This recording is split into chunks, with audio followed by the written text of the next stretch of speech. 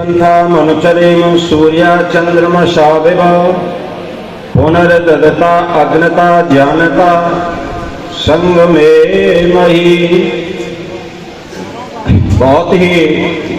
परम आदरणीय जनपद की प्रथम नागरिका सम्मानी हमारी श्रीमती सीमा रामवीर उपाध्याय जी और हमारे मंच पर बैठे हुए सम्मानित सभी नेतागण, मातृशक्ति और आज की सभा का जो अध्यक्षता कर रहे हैं सम्मानीय अध्यक्ष जी, उपस्थित सभी नौजवान बुजुर्ग साथियों, जैसा कि आप सभी को बता रहे हैं और उस वर्षगांठ मनाने का जो श्रेय है वो कहना चाहिए सम्मानीय स्वर्गीय श्री रामवीर उपाध्याय जी, जो हम सबके बहुत ही प्रिय थे, सम्मानीय थे, आदरणीय थे, जिनके प्रयास और प्रयत्न से ये हाथरस जनपद जो है बना। तो सर्वप्रथम तो मैं उनके चरणों में नमन करता हुआ श्रद्धासुमन अर्पित करूंगा और परमेश्वर से कामना करूंगा कि वो दिवंगत आत्मा जहां कहीं भी अपने कर्मानुसार हो उसको सुख शांति प्रदान करें। और इसके साथ ही साथ ये जो वर्षगांठ मनाई जा रही है ये तो आपको पता है, परंतु इसके साथ साथ इसके परोक्ष रूप में जो भावना जुड़ी है वह है चुनाव की भावना। और चुनाव के संदर्भ में मैं ज्यादा कहता हुआ आपके लोग बीच में केवल एक बात कहकर के अपनी बात की शुरुआत करूंगा। वैसे मैं कहना तो नहीं चाहता था, परंतु जब मुझे यहाँ पर अवसर दिया गया है तो मेरा कहना आवश्यक है। मैं आपका ध्यान रख देना चाहता हूँ 2000 में आपके भारतवर्ष में एक जहाज का अपहरण किया गया था और जहाज का अपहरण करने के पश्चात उस जहाज को, जरा ध्यान से मेरी बात को सुनना, कंदहार के लिए ले जाया गया और वहां पर जो है अपहरण करके भारत सरकार को ये सूचना दी गई कि आप हमारे 37 जो आतंकवादी भारतवर्ष में कैद हैं या तो आप उनको ससम्मान रिहा कर दीजिए, अन्यथा आपके इस जहाज में जितने भी यात्री हैं उनको हम खत्म कर देंगे और जहाज में आग लगा देंगे। जब ये भारत सरकार को सूचना गई तो भारत सरकार ने 37 व्यक्तियों जो आतंकवादी थे ससम्मान उनको जहाज में बिठाया, उनको पैसा खर्च किया, ले जा करके अफगानिस्तान में उनको रिहा किया गया और रिहा करने के पश्चात अपने जो भारतवासी थे उनको बचाया। और बचाने के बाद में जिस बात को कहना चाहता हूं, मेरी जो मूल उद्देश्य कहने का है, यहाँ पर जो है जो 37 आतंकवादी गए थे उसके साथ में भारत के पत्रकार भी गए थे और भारत के पत्रकार जो वहां पर गए और उधर अफगानिस्तान के पत्रकार भी थे, तो भारत के पत्रकारों ने वहां के पत्रकारों से बात की और कहा कि भाई हमारा ये ऐसा संयोग बना है कि हम आपके देश में आए हैं, हम आपसे ये कहना चाहते हैं कि आपके देश में कौन सी ऐसी चीज है जो देखने के लायक है, आप हमें वो चीज दिखा दीजिए। तो वहां पर उस पत्रकार बंधुओं ने हमारे देश के पत्रकारों को लेकर के एक जगह गए, जिस बात को मैं कहना चाह रहा हूं, और वहां सड़क के किनारे पर एक मजार बना हुआ था। उस मजार के पास जाकर के हमारे भारत के पत्रकार और अफगानिस्तान के पत्रकार जाकर के खड़े हो गए, बहुत देर खड़े रहे और खड़े होने के पश्चात भारत के पत्रकारों ने कहा कि भाई यहाँ तो कोई दर्शनीय चीज है नहीं, आप हमें यहाँ कैसे खड़े कर रहे हैं। तो उन्होंने कहा थोड़ा सा आप देखिए,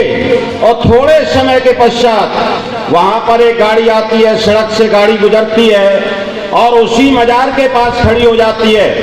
और उस मजार के पास खड़ी होने के पश्चात उसमें से 4 सवार निकलते हैं और 4 व्यक्ति निकल करके उस बाजार पर एक जूता रखा था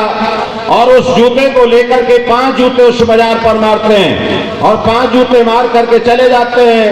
इसके बाद पुनः फिर एक गाड़ी आती है और वो रुक जाती है और रुकने के पश्चात फिर उसमें से सवार निकलते हैं और फिर उसमें से 5 जूते मारते निकल जाते हैं। ऐसे क्रम में 5-6 गाड़ी निकली और निकलने के पश्चात उस पर जो जूता रखा था मारते हुए चले गए। बंधुओं, मैं आपसे कहना चाहता हूं, जब ये सारा क्रम चल रहा था तो भारत के पत्रकारों ने अफगानिस्तान के पत्रकारों से पूछा कि भाई ये क्या मामला है, हमें समझाने का प्रयास करिए। तो वह जो चीज मैं आपसे कहना चाहता हूं, अफगानिस्तान के पत्रकारों ने कहा कि आपको पता होना चाहिए ये जो मजार बना हुआ है, ये जो कब्र बना हुआ है, ये जो है आपके पृथ्वीराज चौहान की है और पृथ्वीराज चौहान ने मोहम्मद गौरी को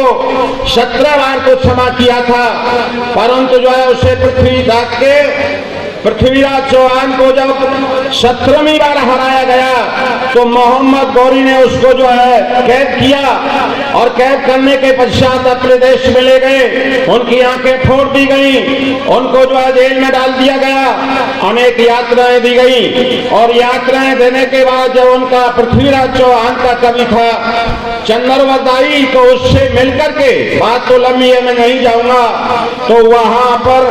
मोहम्मद गौरी को जो है चंद्रवरदाई की सहायता से पृथ्वीराज ने, क्योंकि पृथ्वीराज चौहान जो थे वो शब्द वेदीवान जानते थे और वहीं पर मोहम्मद गौरी को खत्म कर दिया था। तो वहां खत्म करने के पश्चात चंद्रवरदाई और जो है पृथ्वीराज चौहान दोनों को खत्म कर दिया गया था और वहां पर जो है कब्र के रूप में पृथ्वीराज चौहान को वहां पर दफनाया गया था।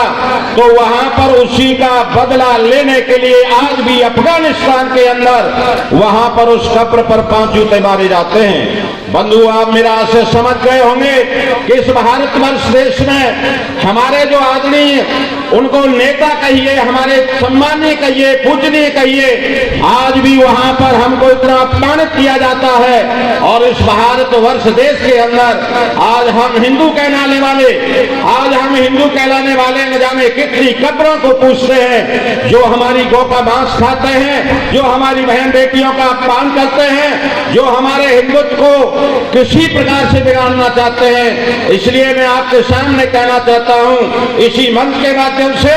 क्योंकि यहाँ पर भगवान राम का चित्र लगा है, यहाँ पर भगवान राम के नाम से लोग कह रहे हैं। अरे दुनिया के लोगों, मैं हिंदुओं तुमसे कहना चाहता हूं, भगवान राम ने तो हाथ उठा करके प्रतिज्ञा की थी विश्वामित्र के साथ। क्या प्रतिज्ञा की थी? निश्चरहीन कदमों में बुझ उठाए प्रण की। वहां पर अगर तुम राम के अनुयायी हो, राम की जय जयकार करना चाहते हो, तो आज आपको शपथ लेनी पड़ेगी, हाथ उठा करके एक घोषणा करनी पड़ेगी कि हम जब तक राम राज नहीं लाएंगे। राम राज के मायने क्या है? जब तक मोदी की सरकार नहीं आएंगे, जब तक जो है हम चैन से नहीं बैठेंगे। इसलिए मैं ज्यादा कहता हुआ, क्योंकि मेरे बोलने का थोड़ा सा रहता है, इसलिए मैं कहना चाहता हूं, जिसने नहीं समझा समय को उसे मिटना पड़ा है और जो बच गया तलवार से उसे फूल से कटना पड़ा है। इसलिए आओ मित्रों, आप सजग और सावधान होकर के आज प्रतिज्ञा लें और प्रतिज्ञा इस बात की लें। देखो भाई, किसी को बुरा लगे या अच्छा लगे, हम लोग जो है व्यक्तिगत इस परिवार से जुड़े हुए हैं। आज सम्मानीय हमारे बीच में मंत्री जी नहीं रहे, परंतु मेरा लगाव उनसे 25 साल से निरंतर रहा। उनकी जो कार्य करने की शैली थी, उनका जो व्यक्तित्व था, उनका जो सम्मान था, वो आज भी हमारे दिलों में गूंज रहा है, चल रहा है। इसलिए इस परिवार की अध्यक्षता में आज ये मीटिंग हो रही है। हमारे सीमा उपाध्याय जी बैठे हैं, हमारे सम्मानीय विनोद जी बैठे हैं, हमारे रामेश्वर जी है, चिराग जी है और आप सब लोग बैठे हुए हैं। इसलिए मैं कहना चाहता हूं